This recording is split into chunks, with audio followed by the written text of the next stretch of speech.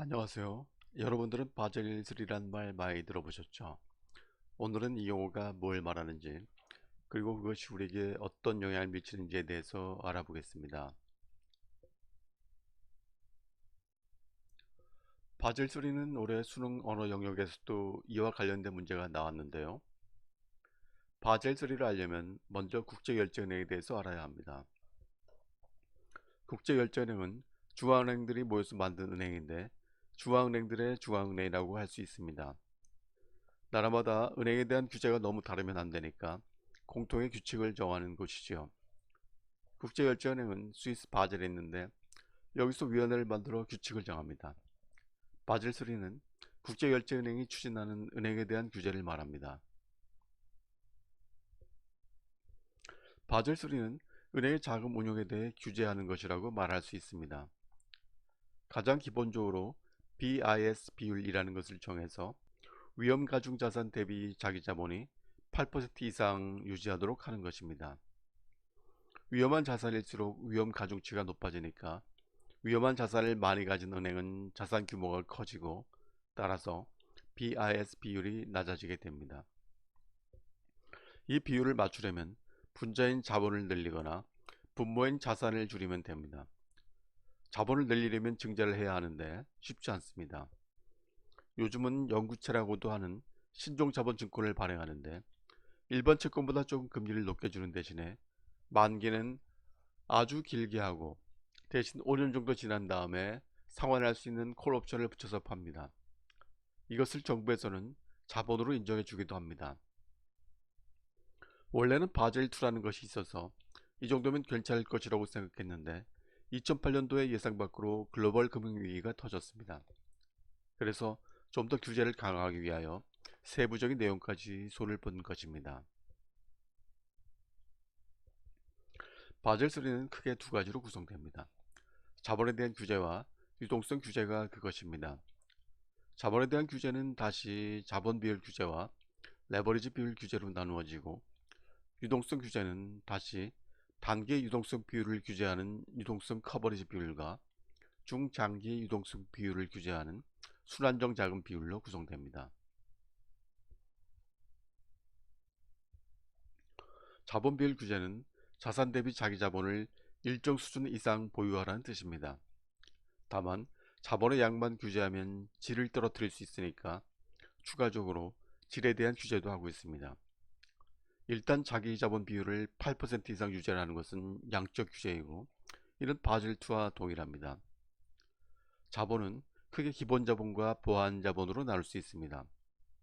기본 자본은 자본금과 자본 잉여금과 같이 영구적 성격을 가진 자본을 말하고 보완 자본은 후순위 채권 등을 말하는데 이처럼 만기가 긴 채권도 자본으로 인정해 줍니다. 그러니까 진정한 자본은 기본 자본이라고 할 수 있습니다.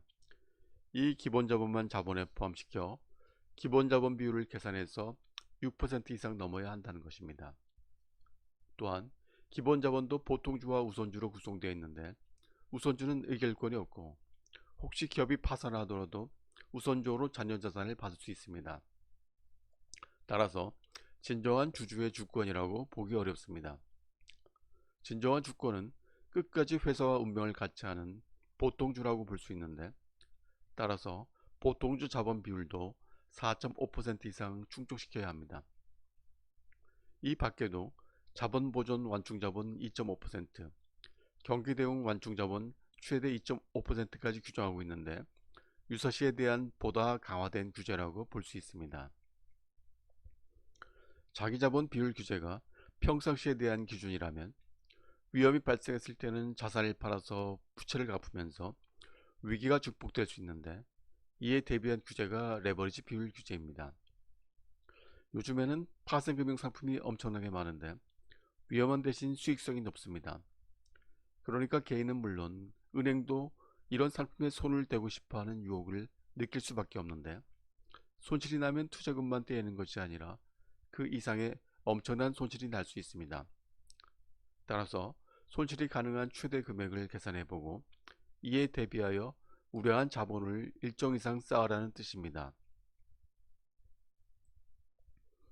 유동성 규제는 급격한 자금 유출 등의 스트레스 상황이 발생했을 때 이에 대비한 현금성 자산을 충분히 쌓도록 하는 규제입니다. 여기에는 단기 유동성 지표인 유동성 커버리지 비율과 중장기 유동성 지표인 순안정조달 비율이 있습니다. 자산이 많더라도 막상 중요한 순간 현금이 없으면 부도를 맞을 수 있지 않습니까? 유동성 커버리지 비율은 30일간 위험한 상황이 벌어질 때 현금화 시킬 수 있는 자산이 얼마나 되는가를 측정합니다. 순안정조달 비율은 1년간 위험한 상황이 벌어질 때 현금화 시킬 수 있는 자산이 얼마나 되는가를 측정합니다. 이러한 바젤3 규제는 2013년 12월 도입되어 점진적으로 기준이 강화되었는데요. 2019년에 들어와서 현재와 같은 모습을 갖추게 되었습니다. 현재 국내은행은 대체로 이 기준을 충분히 만족시키는 것으로 나옵니다. 2019년 6월 말 기준으로 총 자본 비율도 15.34%로 8%를 크게 상회하고 있고, 기본 자본 비율은 13.28%로 6%를 초과하고 있으며, 보통 자본 비율은 12.71%로 4.5%를 크게 상회하고 있습니다. 따라서 이 지표로 보면 국내은행은 아무 문제가 없는 것으로 나옵니다. 다만 레버리지 비율에 대해서는 오픈된 자료가 없습니다.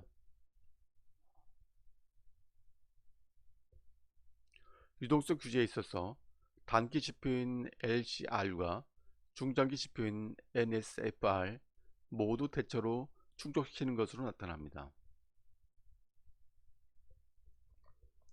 국내 은행의 단기 순이익은 2017년도부터 크게 증가해서 2018년도에는 13.8조 원에 이르고 있습니다. 자기자본 이익률을 나타내는 ROE는 7.1%, 총자산 이익률은 0.56%로 많이 좋아진 것으로 보입니다. 그러니까 지금 현재로 보면 은행은 아주 좋은 상태입니다. 잘 알려진 것처럼 은행은 부동산 경기 화랑을 타고 주로 주택담보대출에 중점을 두어 영업하였기 때문에 막대한 이익을 얻었습니다. 그런데 왜 은행 주가는 그렇게 낮은 것일까요? 은행 지주의 순자산 대비 주가를 나타내는 PBR은 평균적으로 0.4, 가장 높다고 하는 신한지주도 0.57에 그치고 있습니다. 이는 외환위기 당시의 수준과 같으며 시장이 은행의 앞날을 매우 어둡게 보고 있다는 뜻입니다. 우선 기준금리가 하락하면서 님이라고 불리는 순이자 마진이 떨어지고 있다는 것이 문제입니다. 님은 예대 마진과 더불어 채권 등 유가증권에서 발생한 이자, 충당금 적립률 등을 반영한 수치이며, 따라서 은행의 이자 영업 수익성을 나타냅니다. 즉 가격이라고 볼 수 있습니다. 이것이 저금리로 인해서 계속 낮아지고 있습니다. 순이자 마진에 운용자산을 곱한 것이 결국 은행의 이자 이익이 될 텐데, 대출마저 정부 규제와 경기 하락으로 줄고 있습니다. 정부는 바젤3에 더해서 추가적인 규제를 하고 있습니다. 예대일 규제라고 해서 대출금을 예수금으로 나눈 비율이 100% 이내여야 하는데, 2020년부터 가계대출 가중치를 15% 높이고 기업대출은 15% 내려서 가계대출을 억제하고 기업대출을 늘리도록 유도하고 있습니다.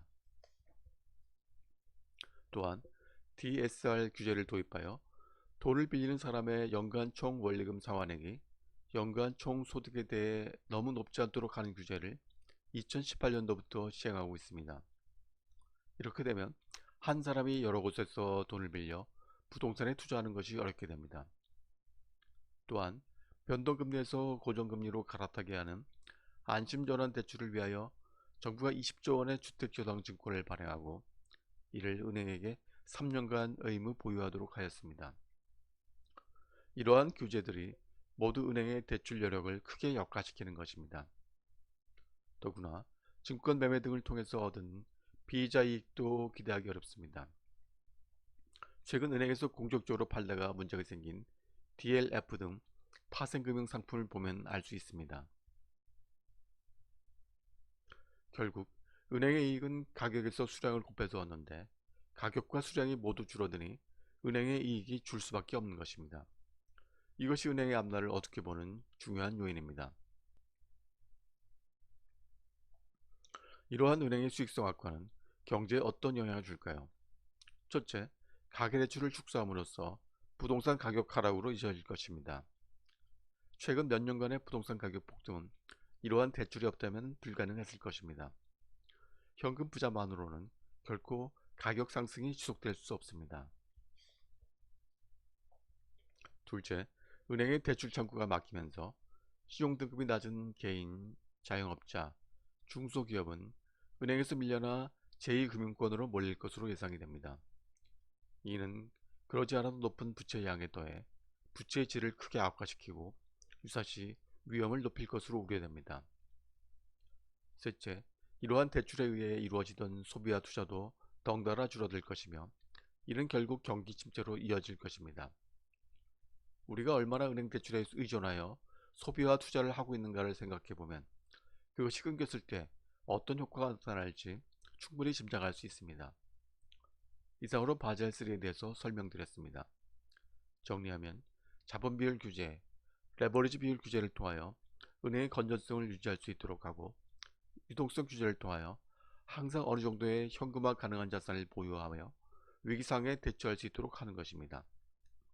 이러한 기본적인 규제는 정부가 독자적으로 추진하는 규제와 함께 은행의 대출 여력을 크게 줄일 것이며 최근 저금리 기조와 더불어 향후 경제를 어렵게 할 것입니다. 다음은 BIS와 함께 많이 거론되는 IFRS 국제회계 기준에 대해서 알아보겠습니다. 그럼 다음 시간에 뵙겠습니다.